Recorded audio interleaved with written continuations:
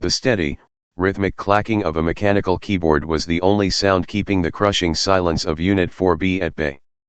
Arthur Pendelton rubbed his bloodshot eyes, leaving dark smudges of exhaustion on his pale skin. The soft, blue glow of his dual monitors illuminated the cramped, suffocating space that he called home. It was 3:14 a.m. on a Tuesday, and the ambient temperature in the apartment was a stifling 80 degrees, courtesy of a broken radiator that the landlord, Mr. Vance, had promised to fix 3 winters ago. Arthur's apartment in the Oak Haven was a testament to his current station in life, rock bottom. The wallpaper, a sickly floral pattern from the late 70s, was peeling at the corners like dead skin. The ceiling bore a massive water stain that looked vaguely like a sneering face. Scattered across his makeshift desk, a slab of plywood balanced on 2 filing cabinets, were empty ramen cups, unpaid utility bills, and pages of scribbled architectural logic. But on the screens in front of him lived his entire world. It was a proprietary data compression algorithm he called Project Ether. If it worked when it worked, it would revolutionize how cloud servers stored and transferred massive data sets, cutting costs for enterprise companies by nearly 40%. It was brilliant. It was elegant. It was also entirely unfunded. Arthur's bank account currently boasted a balance of $14.32. He was 3 weeks behind on his rent, his phone had been shut off twice in the last month, and his primary source of protein was peanut butter eaten straight from the jar. He had sacrificed everything for Ether. He had quit a stable, soul-crushing IT job, sold his decent car for a rusting 2004 Honda Civic, and alienated the few friends he had left. With a heavy sigh, Arthur hit enter to run the latest compilation of his code. The screen flooded with scrolling lines of white text against a black terminal. He held his breath. Error, null reference exception at line 4092. Arthur let his head fall forward, thunking softly against the edge of the desk. "Come on," he whispered into the dark room. "Just compile. Please." He didn't have time for this. He had a pitch meeting, a miracle meeting, really, with a junior partner at a mid-tier venture capital firm in exactly 3 days. He needed a working prototype. But more pressingly, he needed to survive until Friday. As the sun began to bleed through the cheap, cracked blinds, casting long, gray shadows across the linoleum floor, Arthur finally pushed his chair back. He needed coffee. Not the instant sludge he had in his pantry, but a real, black coffee from the bodega down the street. He gathered whatever loose change he could find in the couch cushions, slipping 4 quarters and a handful of dimes into his pocket. The hallway of the Oak Haven smelled perpetually of boiled cabbage, wet dog, and defeat. The fluorescent lights overhead flickered rhythmically, casting an interrogator's glare over the stained carpets. As Arthur reached the lobby, he braced himself. The lobby was the social epicenter of the Oak Haven, a purgatory where the building's most miserable residents gathered to smoke, complain, and tear down anyone who dared to dream bigger than the crumbling brick walls that contained them. Sitting on the tattered faux leather sofa was Greg. Greg was a man in his late 40s who worked mid-level management at a local logistics firm. He drove a leased, base-model luxury sedan that he treated like a Ferrari, and he carried a profound, bitter resentment for the world. To Greg, anyone trying to escape the crab bucket of the Oak Haven was a personal insult to his own lack of ambition. Well. Look who decided to emerge from the Batcave, Greg called out, a smug grin spreading across his face. He nudged the woman sitting next to him, Brenda, a chronic gossip who lived in 2A. It's the next Steve Jobs, everyone. Make way. Arthur kept his eyes forward, walking toward the front doors. Morning, Greg. Brenda. Where you off to, Artie? Greg stood up, blocking Arthur's path to the exit. Off to the bank to deposit your millions. Or did another one of your imaginary investors fall through? Brenda let out a high-pitched, rasping laugh. I heard from my sister's boy that there are jobs hiring down at the meat packing plant, Arthur. Pays minimum wage, but at least it's a real job. You can't pay rent with computer games. It's not a game, Brenda, Arthur said, his voice tight. It's enterprise software. And I have a pitch on Friday. Oh, a pitch. Greg mocked, clutching his pearls in faux awe. Did you hear that? He's got a pitch. Tell me, Artie, does this pitch come with a steady paycheck? Because I saw Mr. Vance's car pull up 10 minutes ago, and he didn't look like he was in the mood to invest in project whatever it is. Arthur's stomach dropped. Mr. Vance. Before Arthur could push past Greg, the heavy glass doors of the lobby swung open, and the landlord walked in. Terence Vance was a large, sweating man who wore cheap suits that always looked a size too small.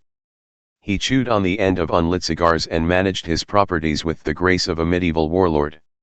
He thrived on the power he held over his low-income tenants. Vance's watery, bulbous eyes locked onto Arthur instantly. A cruel, predatory smile stretched across his face. Pendleton, Vance barked, his voice echoing off the cheap tile of the lobby. Exactly the deadbeat I was looking for. The lobby fell silent. Two other tenants checking their mail stopped to watch the spectacle. This was exactly what Vance loved, an audience. Arthur swallowed hard, feeling the heat rise in his cheeks. Mr. Vance. Good morning. I left you a voicemail yesterday about the rent. I don't care about your voicemails, Pendleton, Vance interrupted, stepping uncomfortably close. He smelled of stale coffee and cheap cologne. I care about the $950 you owe me. You're 21 days late. I know, and I am so sorry, Arthur said, keeping his voice low, trying to salvage whatever dignity he had left. I have a major meeting on Friday. A VC firm. If they bite, I'll be able to pay you back in full, plus the late fees, plus next month's rent in advance. I just need a few more days. Greg let out a loud snort from the sofa. He's still selling that fairy tale, Vance. Don't buy it. Vance chuckled, a wet, rattling sound in his chest. A VC firm? Really? Look at yourself, kid. You look like a corpse. You're wearing a t-shirt with a hole in the collar, you haven't shaved in a week, and you think a room full of suits is going to hand you a bag of cash for playing on your laptop in my building. It's a viable algorithm, Arthur said, his fists clenching at his sides. It works. I just need. What you need is a reality check, Vance snapped, dropping the smile. His voice boomed, intended for everyone in the room to hear. You think you're better than the rest of the people in this building, Pendleton. You think you're some kind of genius? You're not. You're just a lazy, delusional kid who refuses to get a real job. Arthur felt the eyes of his neighbors burning into him. He saw Brenda shaking her head with an exaggerated look of pity. He saw Greg smirking, thoroughly enjoying the public execution of Arthur's pride. Mr. Vance, please, Arthur whispered. Just until Friday. Vance reached into the inside pocket of his strained suit jacket and pulled out a folded piece of yellow paper.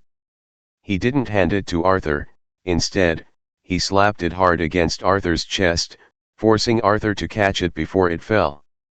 That is a formal notice of eviction, Vance said loudly. You are out of chances. You are out of time. You have until Friday at 5 p.m. to clear your trash out of my apartment, or I'm having the sheriff drag you out and throwing your precious computers into the dumpster. Friday. Arthur choked out. But my meeting is Friday afternoon. If I get the funding. If you don't have the keys on my desk by 5 p.m. on Friday, I'm calling the cops, Vance sneered. He leaned in, his voice dropping to a harsh whisper meant only for Arthur. You're a loser, Arthur. The sooner you realize you're never going to be anything more than a broke squatter, the easier your miserable life will be. Vance turned on his heel and marched toward the management office, leaving Arthur standing frozen in the middle of the lobby, clutching the yellow eviction notice. "Tough break, Artie," Greg called out, not sounding sympathetic in the least. "Hey, if you need a place to sleep on Friday night, I hear the park benches by the river are lovely this time of year." Laughter echoed in the lobby. It felt like physical blows. Arthur didn't say a word. He didn't look at Greg, or Brenda, or the others. He just turned around, abandoning his quest for coffee, and walked slowly back up the stairs to the 4th floor. When he reached his apartment, he locked the door behind him and leaned against it, sliding down until he was sitting on the peeling linoleum floor. He stared at the yellow paper in his hands. The words blurred as hot, angry tears finally spilled over his eyelids. He was broke. He was about to be homeless. And everyone he knew thought he was a joke. For an hour, Arthur sat there in the sweltering heat of the apartment, letting the despair wash over him. He thought about giving up. He thought about calling his old boss, begging for his miserable IT job back, and moving into a cheap motel. He thought about proving Greg and Vance right. But then, he looked over at the desk. The blue light of the monitors was still glowing. The terminal was still waiting for him to fix line 4092. Arthur wiped his face with the back of his hand. He took a deep, shuddering breath, and the despair slowly began to curdle into something else. Something hot. Something sharp. Rage. It wasn't an uncontrolled, explosive anger. It was a cold, calculating fury. He thought about Vance's wet laugh. He thought about Greg's smug face. "You're a loser, Arthur." Arthur stood up. He walked over to the desk and stared at the lines of code. He wasn't going to break. He wasn't going to fold. They wanted him to fail so they wouldn't feel so bad about their own small, miserable lives. They wanted him to stay in the mud with them. "Watch me," Arthur whispered to the empty room. The next 3 days were a blur of manic survival. Arthur didn't sleep. He barely drank water. He debugged, he rewrote, he tested, and he compiled. By Thursday night, at 11:45 p.m., Project Ether processed a 1 terabyte dummy file, compressing it by 42% with zero data loss, in under 4 seconds. It worked. Friday morning arrived with a torrential downpour. The sky was the color of bruised iron. Arthur didn't care. He packed his entire life into 4 cardboard boxes and carried them down to his rusting Honda Civic. He wore his only suit, a slightly oversized, dark blue number he had bought at a thrift store. As he carried the final box, the one containing his desktop tower and hard drives, out to the car, he saw Greg standing under the awning, smoking a cigarette and watching him. "Actually doing it, huh?" Greg said, taking a long drag. "Finally giving up." Arthur loaded the box into the trunk and slammed it shut. The rain plastered his hair to his forehead, ruining the cheap gel he had used to try and look presentable for his meeting. He turned to face Greg. "I'm not giving up, Greg," Arthur said, his voice terrifyingly calm. "I'm moving on." "Sure you are, kid," Greg laughed, flicking his cigarette butt onto the wet pavement. "Good luck in the real world. Don't forget us when you're flipping burgers." Arthur walked around to the driver's side of his car. He opened the door, but before getting in, he stopped. He looked up at the decaying facade of the Oak Haven. He looked at the peeling paint, the broken gutters, and the miserable people huddled under the awning.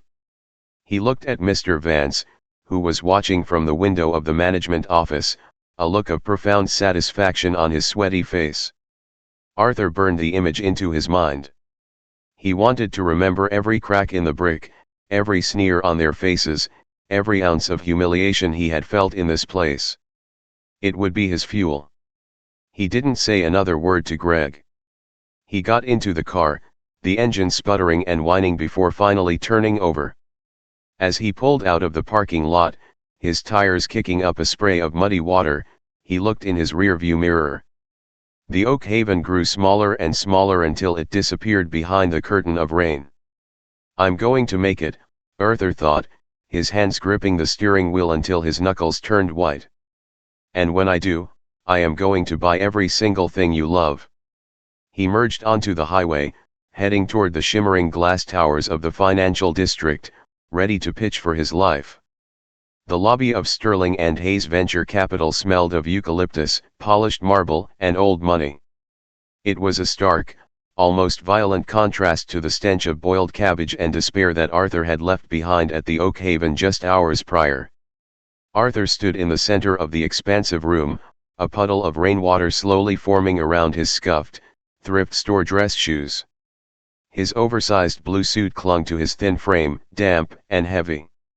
He clutched his cheap, plastic briefcase against his chest like a shield. Behind the sweeping mahogany reception desk, a woman with perfectly coiffed hair and an expression of polite disdain looked at him over the rim of her designer glasses. "Mr. Pendelton?" she asked, her tone suggesting she was addressing a lost delivery driver rather than a scheduled appointment. "Mr. Thorne will see you now. Conference room B down the hall, second glass door on your right." "Thank you," Arthur mumbled. His shoes squeaked embarrassingly against the pristine marble as he walked. Marcus Thorne, a junior partner at the firm, was everything Arthur wasn't. He looked to be in his early 30s, wore a custom-tailored charcoal suit that probably cost more than Arthur's car, and exuded the relaxed confidence of a man who had never once worried about making rent. Thorne was scrolling through his phone when Arthur entered, barely glancing up. "Arthur."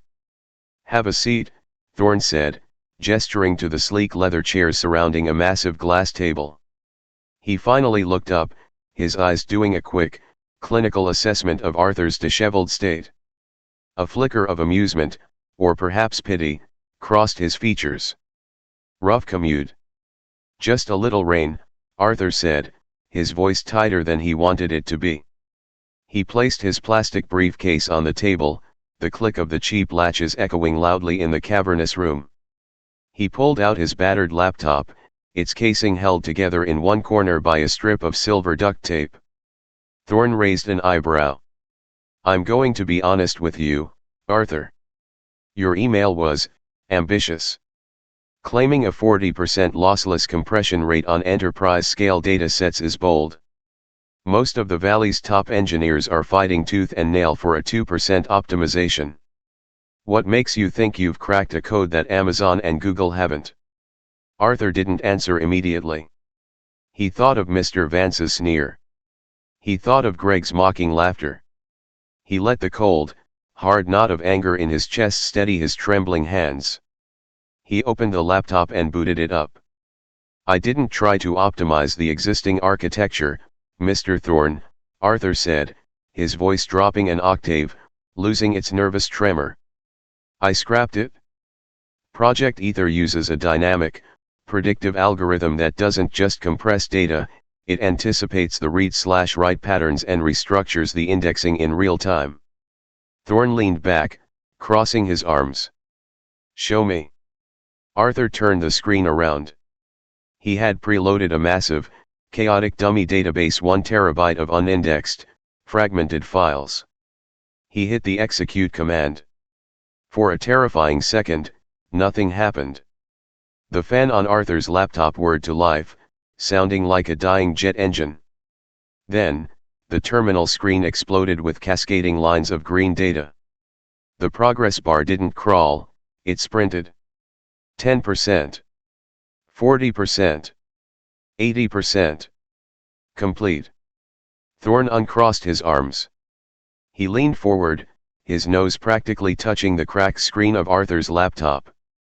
He blinked, pulled out a pair of reading glasses from his breast pocket, and looked again.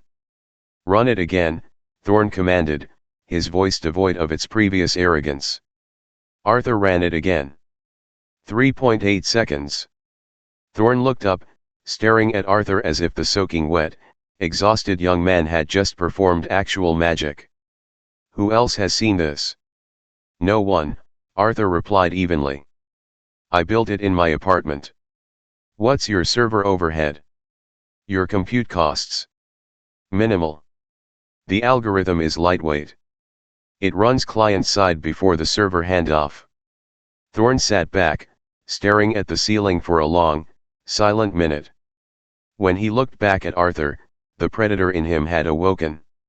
We're going to give you $2 million in seed funding, Arthur. For 25% of the company. It was a lowball offer, and Arthur knew it. But Arthur also had $14 to his name and an eviction notice sitting in his car. $3 million, Arthur said, his voice remarkably steady. For 15%. And a seat on the board. I need the capital to build out a secure infrastructure and hire a dedicated security team before we patent, or someone will reverse engineer this the second it goes live. Thorne smiled. It was a sharp, dangerous smile. Deal. The next 5 years were not a fairy tale. They were a brutal, unforgiving war of attrition. The $3 million didn't buy Arthur luxury, it bought him a ticking clock. He leased a windowless, concrete basement office in a cheap commercial park. He bought server racks, whiteboards, and enough instant coffee to kill a small horse. He hired a team of 6 brilliant, hungry developers who were too weird or too abrasive for Silicon Valley's polished campuses. Arthur lived in that basement. For the first 2 years, his bed was a camping cot tucked beneath his desk. He woke up at 4 a.m., coded until his vision blurred, managed his team until the sun went down, and then handled the grueling business of vendor contracts and patent law until midnight. He didn't take holidays. He didn't date. He didn't celebrate birthdays. Every time his body screamed for rest, every time a beta test failed, every time a rival tech firm threatened litigation, Arthur would close his eyes and hear the echoes of the Oak Haven. You're a loser, Arthur. Get a real job. You're never going to be anything more than a broke squatter. The memories were toxic, but they were the ultimate fuel. He weaponized his trauma. He became demanding, clinical, and intensely focused. The soft, anxious young man who had begged his landlord for a few more days vanished, replaced by a hyper-efficient CEO who tolerated zero incompetence. By year 3, Pendelton Systems launched its flagship enterprise product, EtherCore. The industry didn't just notice, it was brought to its knees. Cloud storage companies were suddenly bleeding money trying to match Pendelton's efficiency.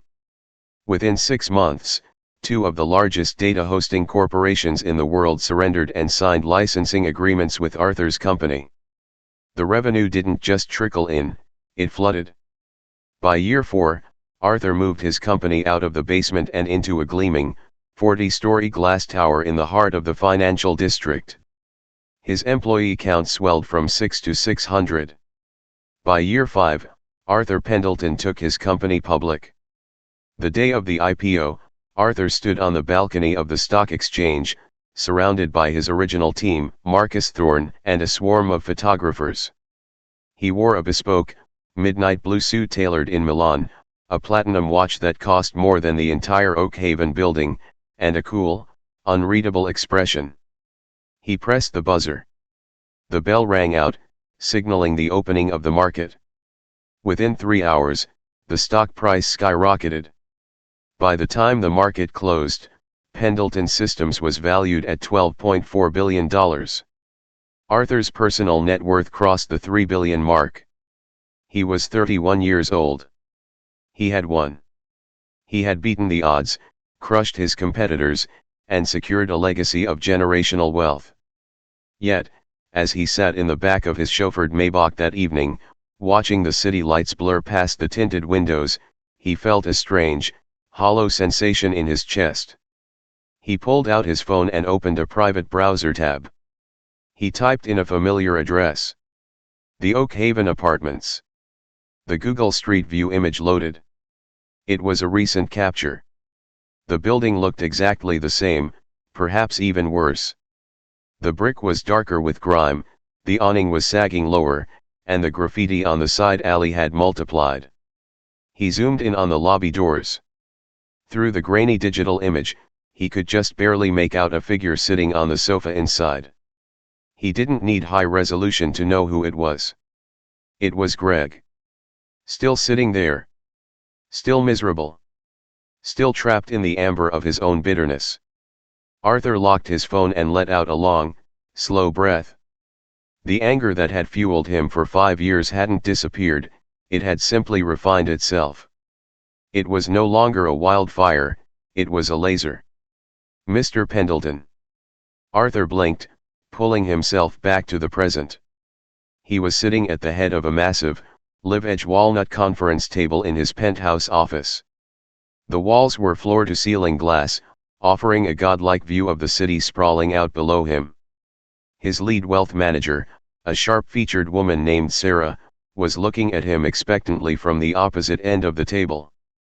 "Apologies, Sarah," Arthur said, his voice calm and authoritative. "Continue. As I was saying, your tech portfolio is heavily insulated, but we are overly concentrated in digital assets and cloud infrastructure," Sarah explained, tapping her stylus against her tablet. "Given the current tax incentives and the slight dip in commercial property valuations, my team strongly advises aggressive diversification into tangible assets. Specifically, urban real estate." Arthur steepled his fingers, leaning back in his ergonomic leather chair. "Real estate? Yes, sir. High-yield luxury developments, commercial high-rises, or even distressed residential blocks that are ripe for gentrification and redevelopment. We can acquire them through a blind trust, renovate, and either hold for rental yield or flip for a massive margin." Arthur looked out the window. The sky was clear, the city bathed in the golden light of the late afternoon. He thought about the rotting floorboards. He thought about the broken radiator that blasted 80-degree heat in the middle of a Tuesday night. He thought about Terrence Vance, sweating in his cheap suits, handing out eviction notices like confetti to people who were just trying to survive. He thought about the power of ownership.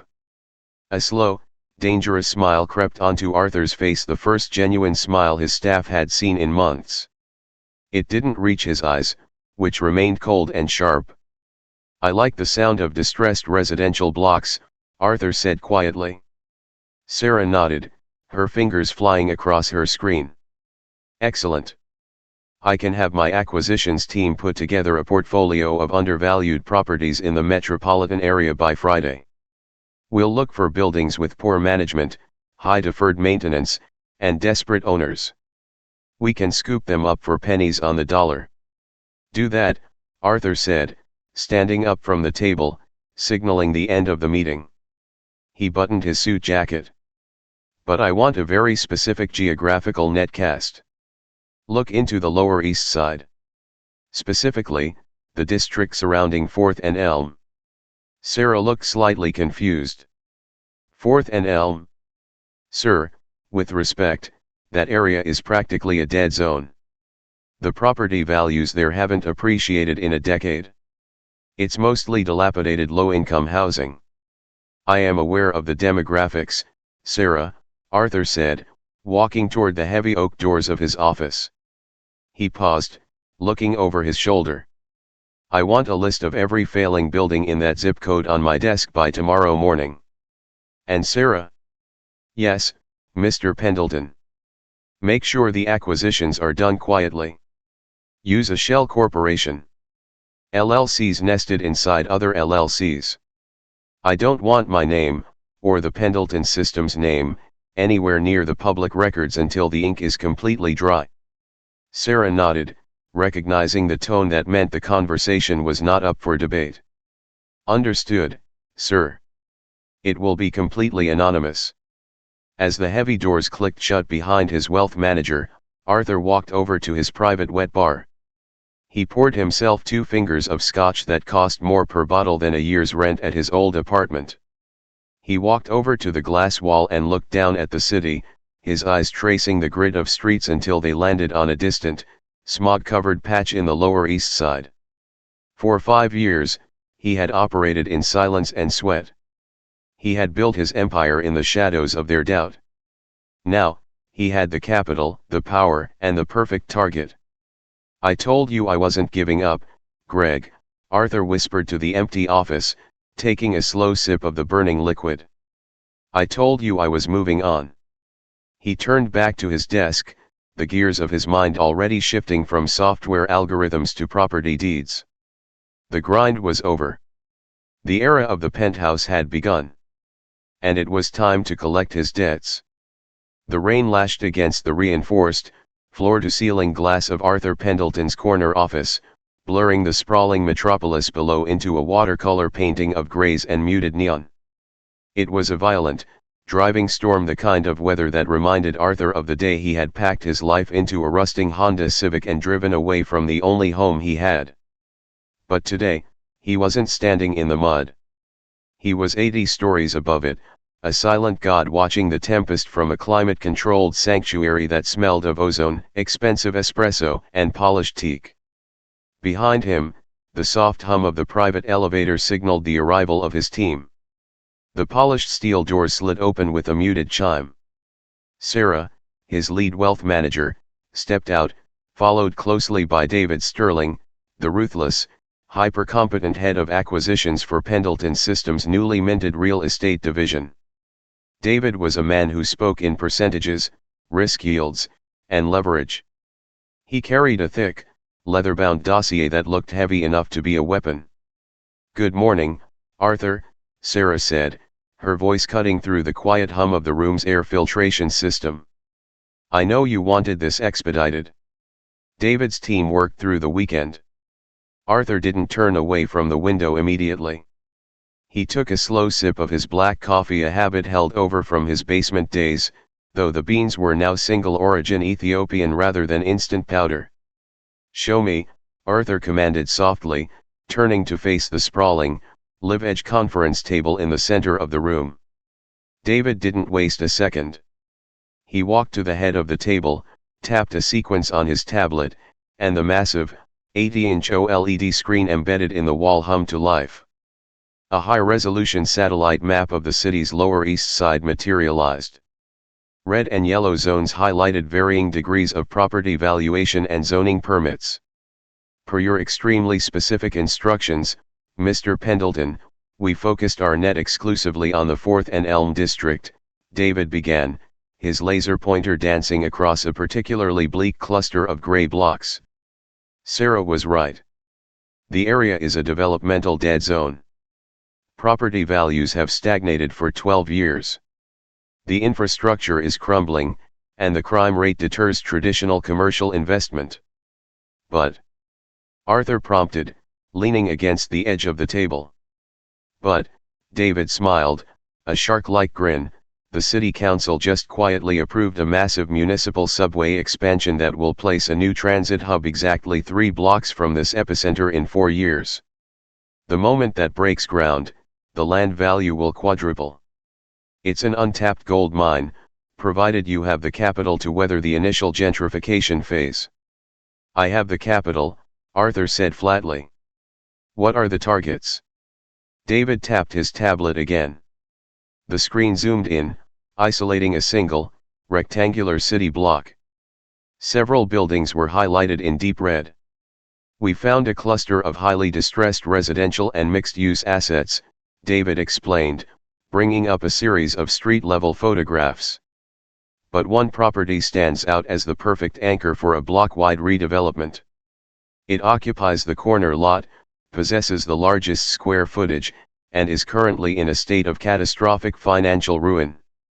A high-resolution photograph filled the screen. Arthur's breath caught in his throat. His knuckles turned white as he gripped his coffee mug. It was the Oak Haven. The building looked even more pathetic in high definition. The sickly, mustard yellow brick was stained with decades of pollution and neglect. The awning over the front entrance was visibly sagging, a rusted skeleton threatening to collapse on whoever walked beneath it. He could see the 4th-floor window, his old window partially obscured by a piece of cardboard taped against the glass. Arthur kept his face entirely impassive, but beneath his custom-tailored suit, his heart was hammering a relentless, furious rhythm against his ribs. It was perfect. It was poetic. It was everything he had dreamed of during those endless, starving nights in the basement. "Tell me about the owner," Arthur said, his voice dropping into a deadly, quiet register. David flipped open the leather dossier. "The property is held by an individual named Terence Vance. He inherited the building from his father 20 years ago. To put it bluntly, sir, the man is a spectacular idiot." Arthur took another sip of his coffee to hide the ghost of a smile forming on his lips. "Go on." "Vance has been treating the building like a personal ATM while ignoring basic municipal maintenance," David continued, clearly disgusted by the bad business practice. "He took out a massive second mortgage on the property 5 years ago to fund a string of strip mall vape shops that went belly up within 18 months. Since then, he's been robbing Peter to pay Paul. He is currently 4 months behind on his commercial loan payments to First National Bank." "What about the building itself?" Sarah interjected, looking at the grim photos. "Worse," David replied. "The city has hit him with over $80,000 in code violations. The boiler is a fire hazard, the roof is structurally compromised, and black mold has been reported in 3 separate units. Vance is bleeding cash. The bank is preparing to initiate foreclosure proceedings by the end of the quarter. The man is drowning, and he doesn't even know the water is over his head yet." Arthur stepped away from the table, walking slowly toward the screen. He stared at the image of the lobby doors. He could vividly imagine Greg sitting on that tattered faux leather sofa, smoking his cheap cigarettes, waiting to mock anyone who walked through the door. He could see Vance's sweaty, bulbous face twisting into a cruel sneer as he handed out eviction notices. "You're a loser, Arthur. The sooner you realize you're never going to be anything more than a broke squatter, the easier your miserable life will be."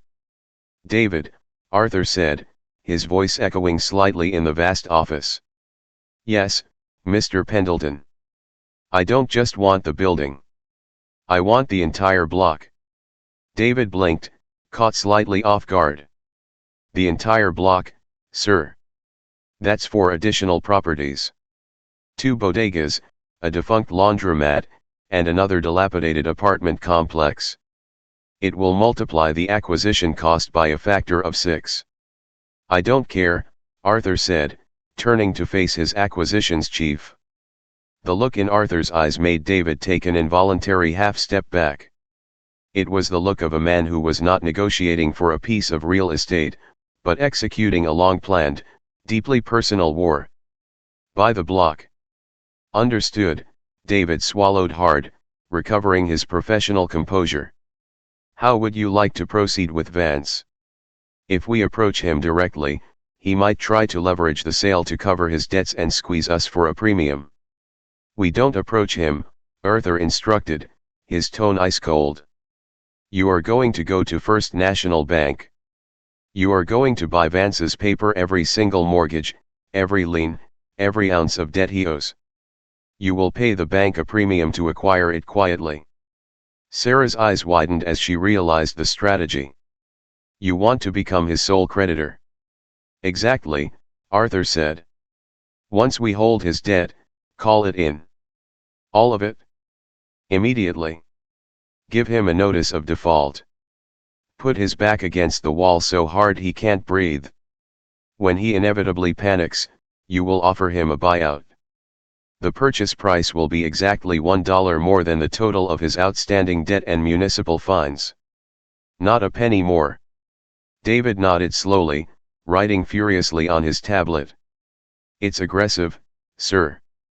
It's a hostile takeover of a private asset. He'll be left with absolutely zero equity. He'll walk away with nothing." "He will walk away with his freedom from bankruptcy," Arthur corrected, his voice devoid of sympathy. "But I want a contingency built into the contract.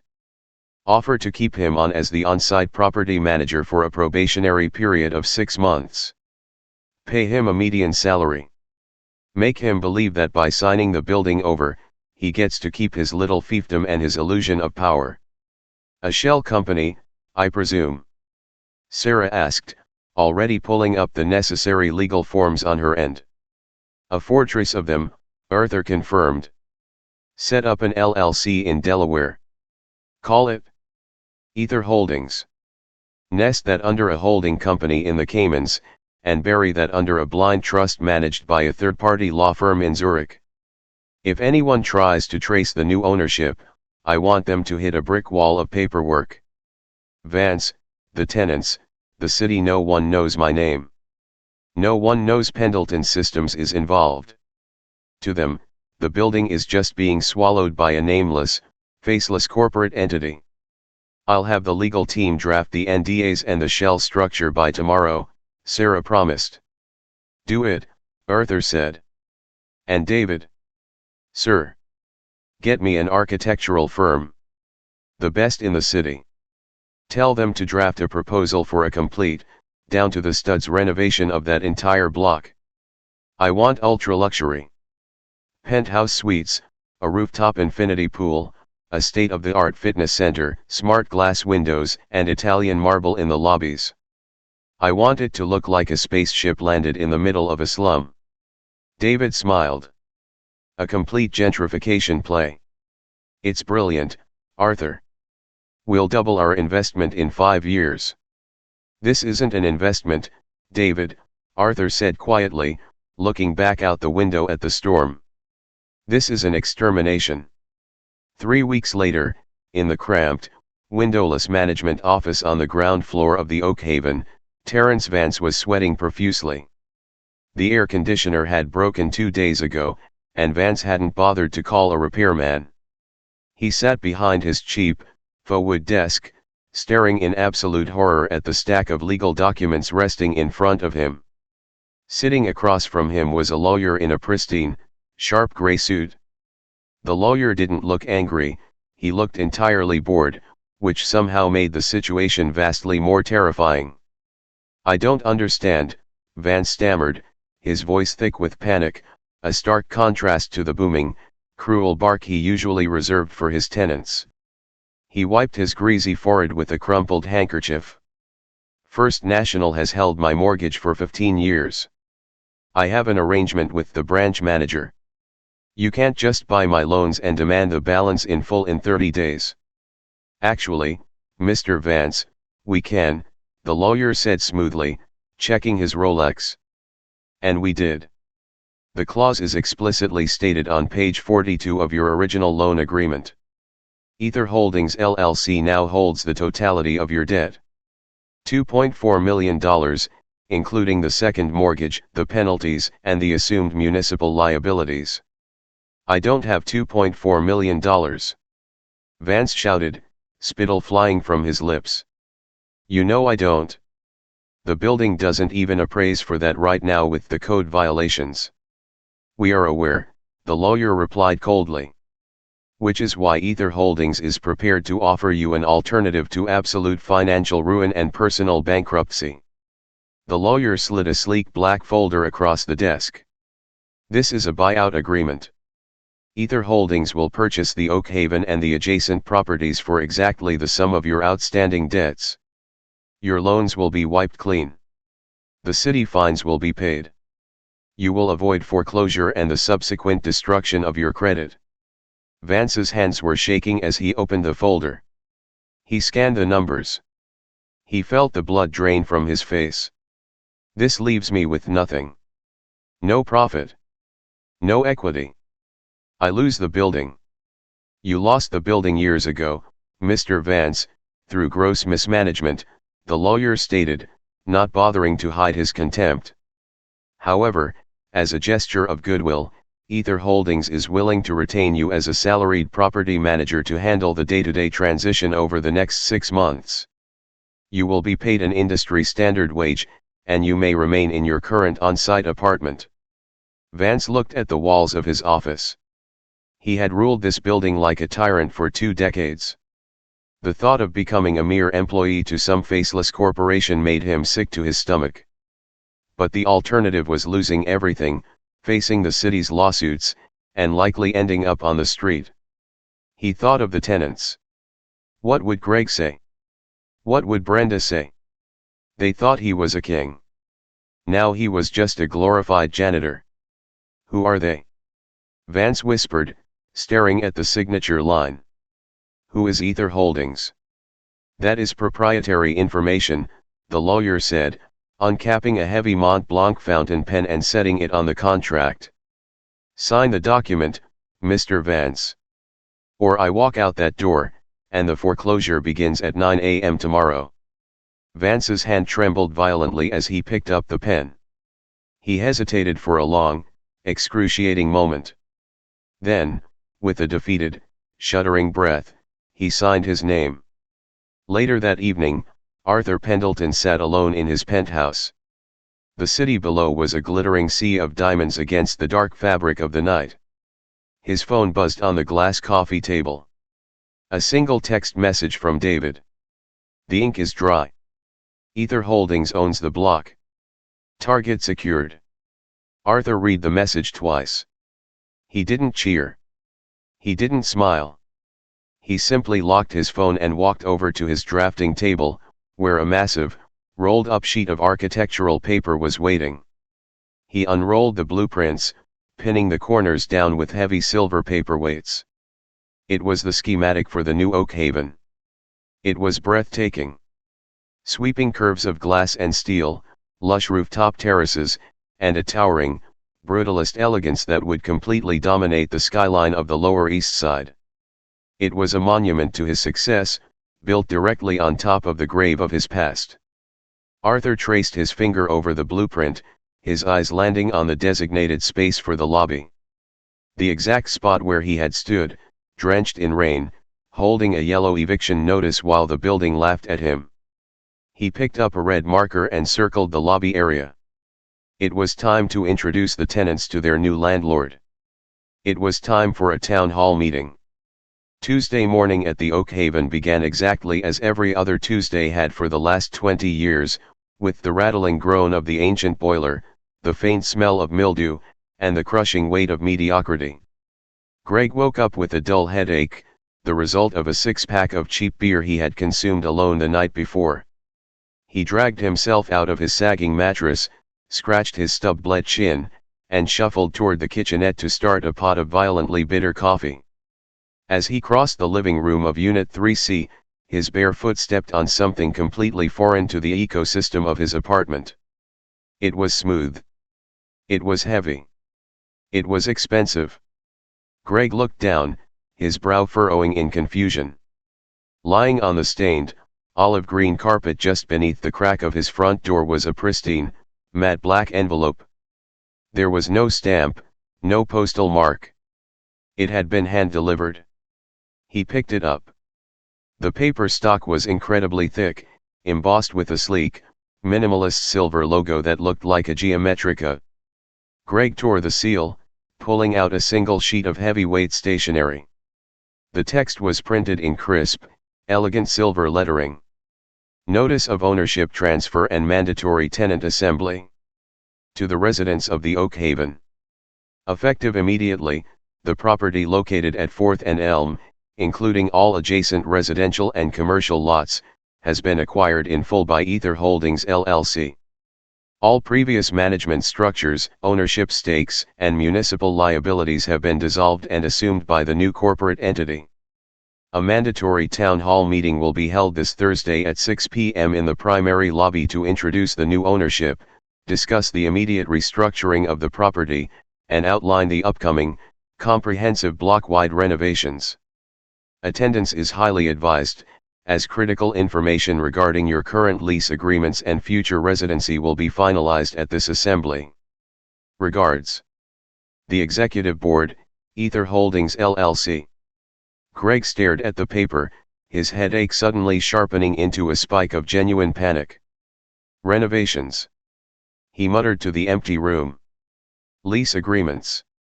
He threw on a wrinkled polo shirt and a pair of jeans, abandoning his coffee, and practically sprinted down the hallway. When he reached the ground floor lobby, it was already in a state of absolute chaos. The usual purgatory of bored, gossiping tenants had transformed into a hornet's nest of anxiety. Brenda from 2A was waving her black envelope in the air, Her face flushed red, cornering Mrs. Gable, an elderly woman who looked entirely bewildered. "They're going to throw us out," Brenda shrieked, her voice echoing off the cheap tile. "You know what comprehensive renovations means. It means they're going to paint the walls, put in a stainless steel fridge, and triple the rent. I'm on a fixed income. Where am I supposed to go?" "Everyone just calm down," a booming, sweaty voice yelled over the din. The door to the management office swung open, and Terence Vance stepped out. He looked horrendous. The bags under his eyes were dark and heavy, and his usually aggressive posture had wilted into something resembling a cornered animal trying to look large. He was holding his own copy of the letter, though his hands were shaking slightly. "Vance." Greg pushed through the small crowd, waving the heavy paper in the landlord's face. "What the hell is this? You sold the building? To who? What is Ether Holdings?" "I didn't sell anything," Vance snapped defensively, though his eyes darted nervously around the room. "It was a strategic corporate merger. A buyout. And you all need to relax. I am still the property manager here. I'm still the one you answer to. Nothing is changing drastically. It says right here they dissolved previous management structures."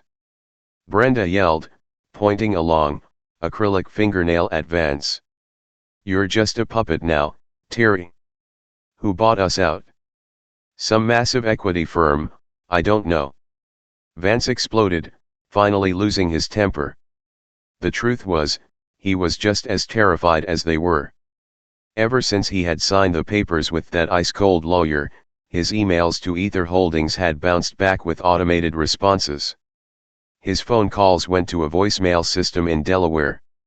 He was entirely in the dark, stripped of his power, and hanging by a thread. "Just show up on Thursday. They're sending some corporate suits down here to talk to us. We'll handle it then. Until then, go back to your apartments." Vance retreated into his office, slamming the door hard enough to rattle the glass. The next 48 hours were agonizing for the residents of the Oak Haven. Rumors spread like a virus. Some said the building was going to be demolished to build a parking garage.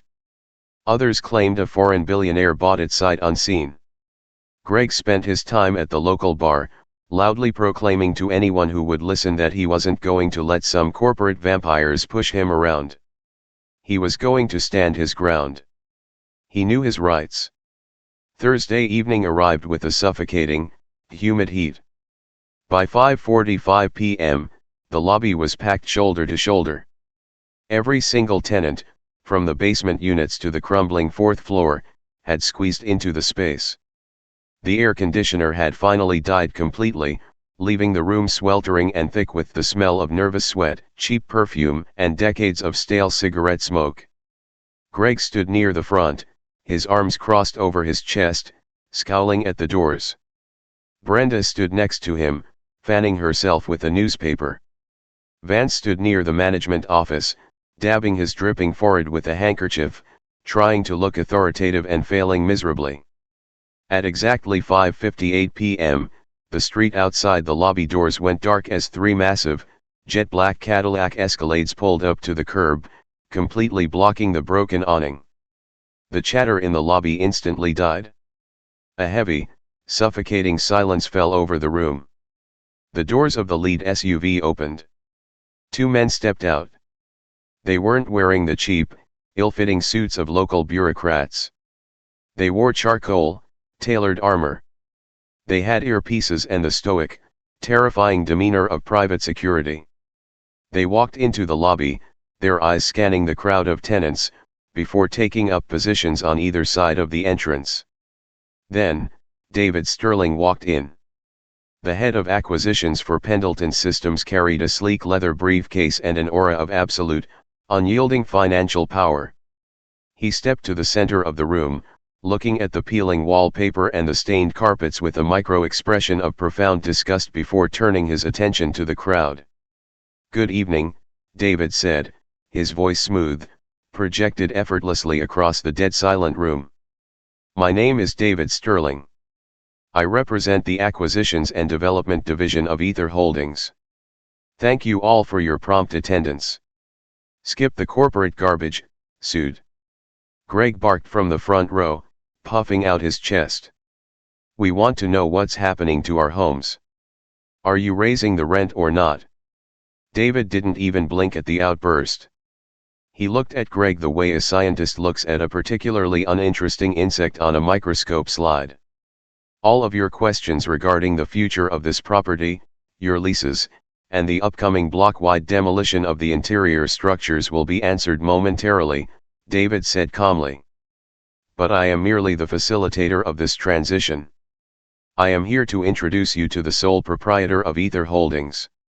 The new, and exclusive, owner of this building. David turned toward the glass doors and nodded. The back door of the central escalade opened. A man stepped out into the humid evening air. He paused for a moment on the sidewalk, buttoning the jacket of a bespoke, midnight blue suit that was worth more than the combined annual income of everyone in the lobby. His shoes, polished to a mirror shine, clicked sharply against the pavement as he walked toward the doors. He looked up at the broken awning, a ghost of a smile playing on his lips, before stepping through the glass doors and into the fluorescent glare of the oak haven. Arthur Pendelton stopped in the center of the room, folding his hands casually in front of him. For 5 seconds, the silence in the lobby was so absolute, so heavy, that it felt like the oxygen had been sucked out of the room. Greg stared at the man in the bespoke suit. His brain, clouded by years of bitterness and cheap beer, violently rejected the information his eyes were feeding him. It was a glitch in reality. The man had the same sharp jawline, the same dark hair, but the posture, the presence, the overwhelming aura of wealth and power, it couldn't be. Artie. The word slipped out of Brenda's mouth. It was barely a whisper, a sound of pure, unadulterated shock. Her jaw hung open, her newspaper fan frozen in mid-air.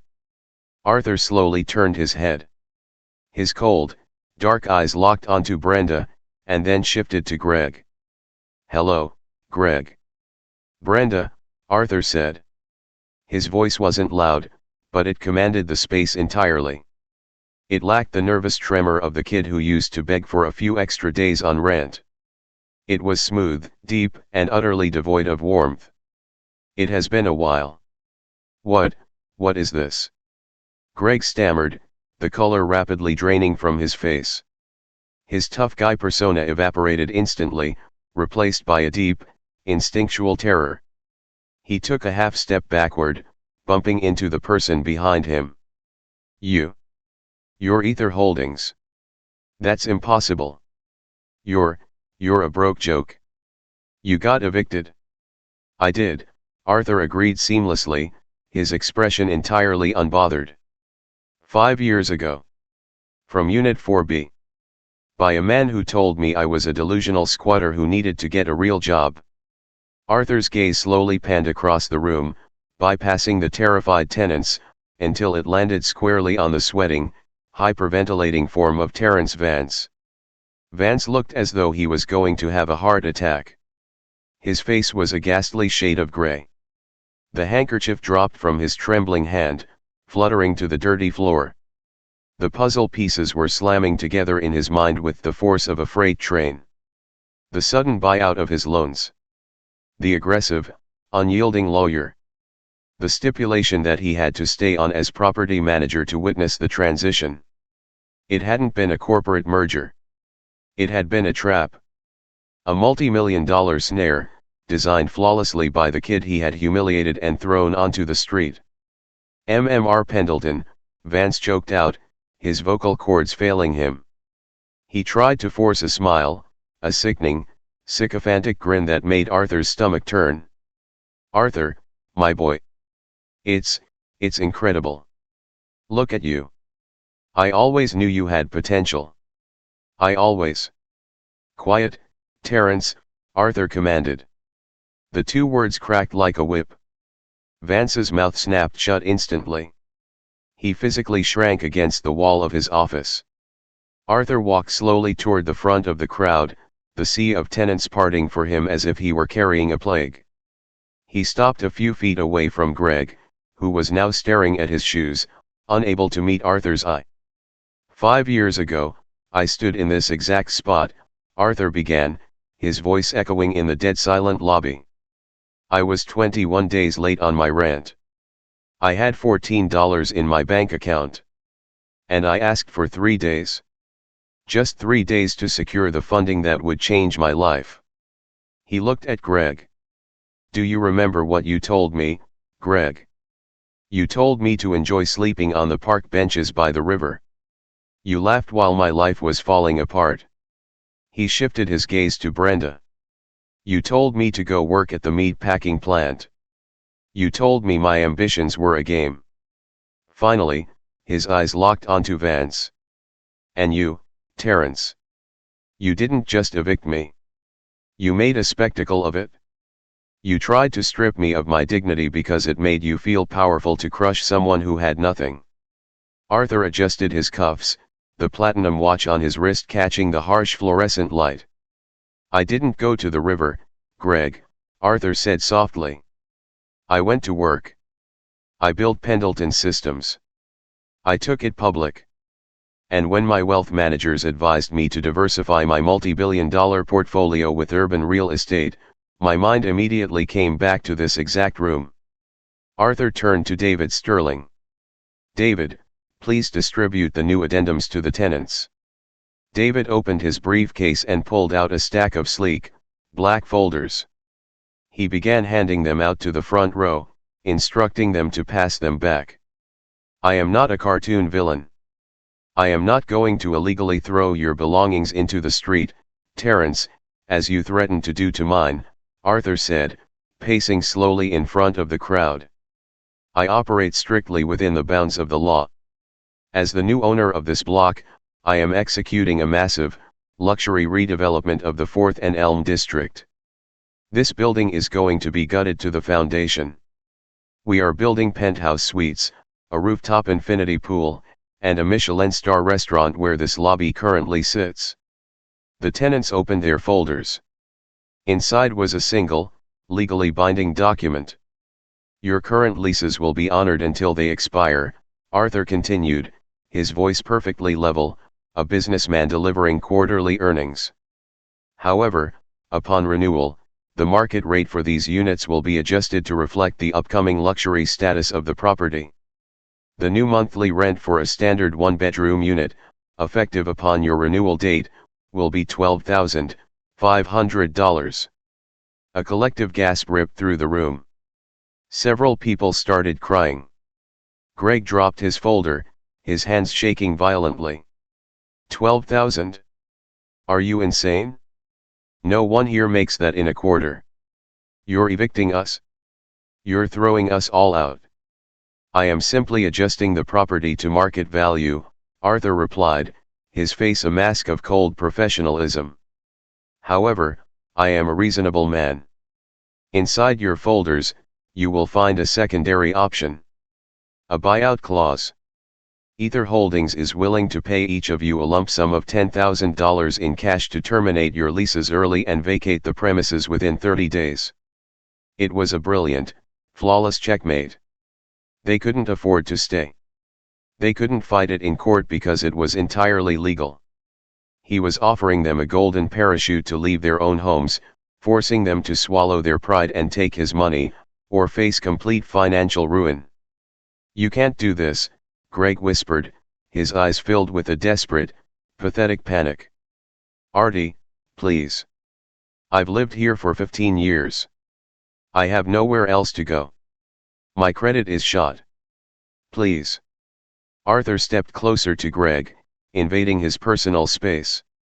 He looked down at the older man, staring into the eyes of his former tormentor. He felt no pity. He felt no remorse.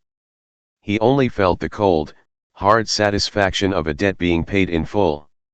Tough break, Greg, Arthur said, repeating the exact words the man had used 5 years ago. Hey, if you need a place to sleep next month, I hear the park benches by the river are lovely this time of year. Arthur turned away from Greg, leaving the man broken and speechless. He walked toward the management office, where Vance was sobbing quietly, his face buried in his hands. "Terrence," Arthur said.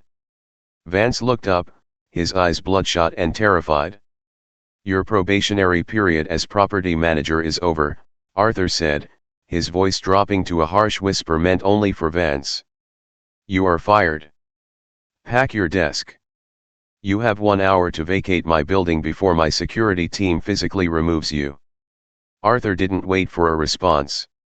He turned his back on the lobby, on the crying tenants, and on the ghosts of his past.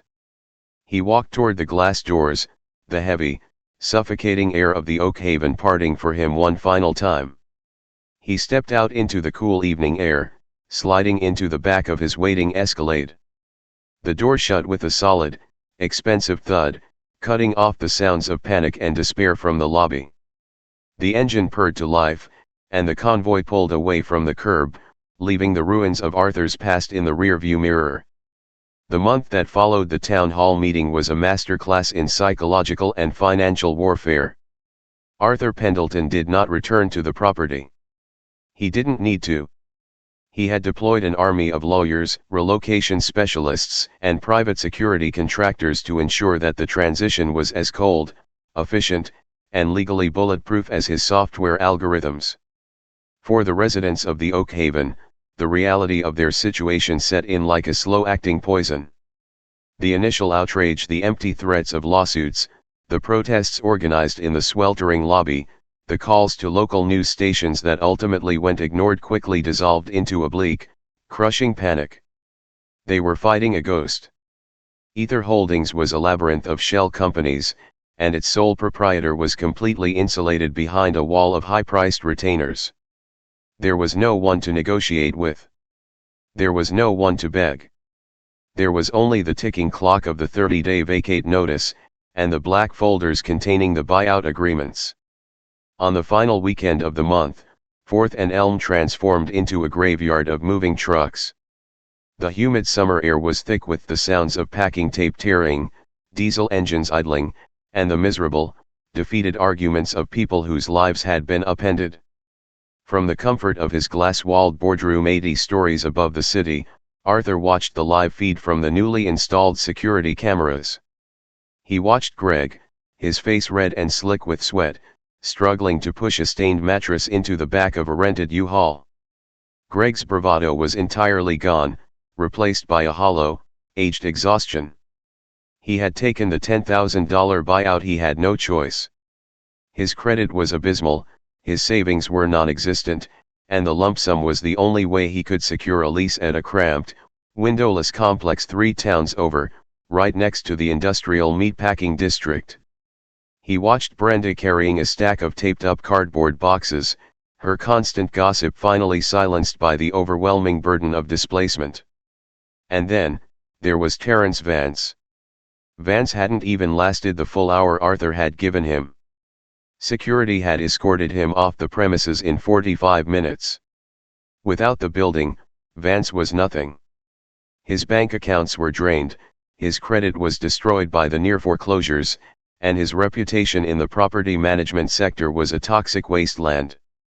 Last Arthur's team had checked, the former tyrant of the Oak Haven had taken a job as a night shift toll booth attendant on the turnpike, sitting in a 3x3 glass box, watching the world pass him by.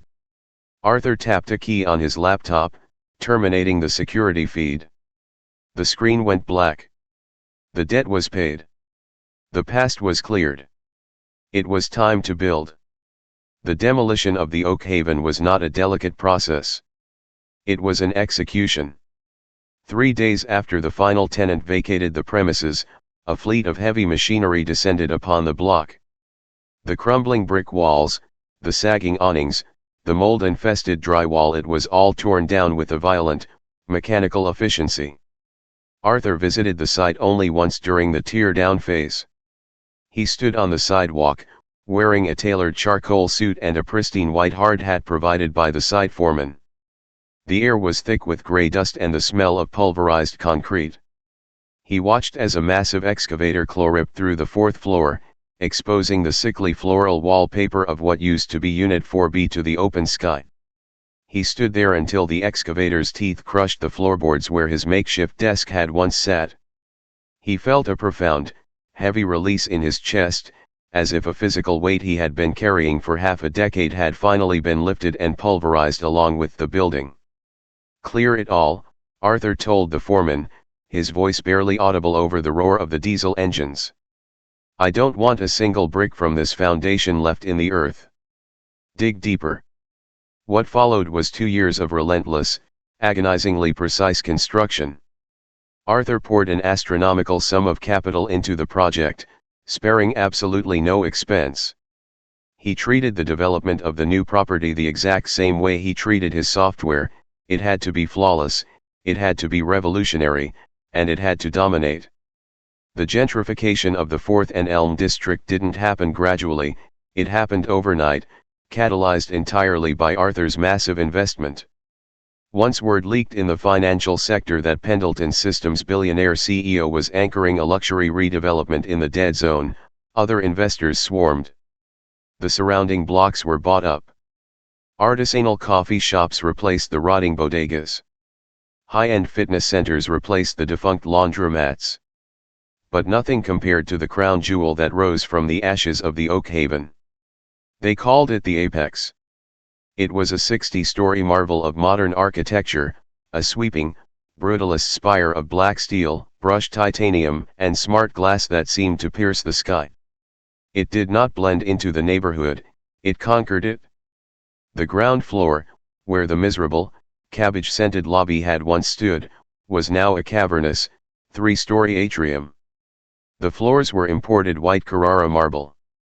A massive, cascading indoor waterfall provided a constant, soothing white noise that masked the sounds of the city outside. The space where Greg used to sit on the tattered faux leather sofa and mock the passing tenants was now occupied by a Michelin-star Japanese fusion restaurant, accessible only by a 3-month waiting list or a platinum resident keycard. The Apex was not just an apartment building, it was an impenetrable fortress for the ultra-wealthy. The units featured biometric security locks, climate-controlled wine cellars, floor-to-ceiling windows that tinted automatically based on the sun's trajectory, and private elevators. The monthly rent for a standard unit was $15,000.